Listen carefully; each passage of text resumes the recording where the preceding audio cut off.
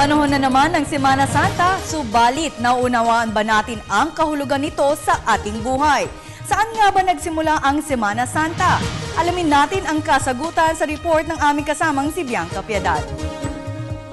Kwaresma o Lent sa wikang Ingles.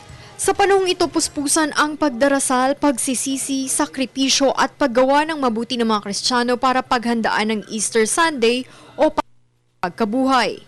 Ang salitang Lent ay hinango mula sa Anglo-Saxon na mga salita. Ang lengthen na ang ibig sabihin ay spring at lengthened na ang literal na kahulugan ay March o Marso, ang buwan kung kailan madalas tumapat ang mahal na araw. Simula pa noong una may mga ebidensya na nagpapatunay sa preparasyon para sa Easter. Halimbawa, sa sulat ni Saint Irenaeus kay Pope Saint Victor I na humihingi ng linaw sa magkaibang kagawian ng silangan at kanluran tungkol sa haba ng pag-aayuno.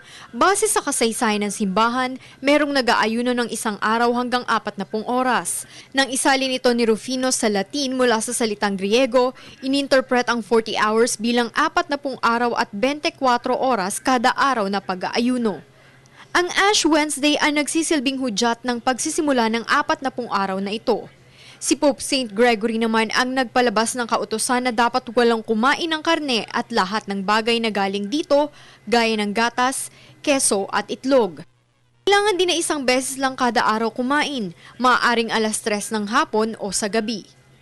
Gayunpaman ayon kay Father William Saunders ng Catholic Education, kapag nagbigay ka ng isang bagay para sa may kapal, paghirapan mo ito at huwag kang kumilos gaya ng isang pariseyo na naghahanap ng malulusutan.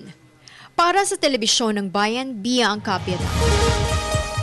Australyanong binihag ng Abu Sayyaf, pinalaya na at mga Muslim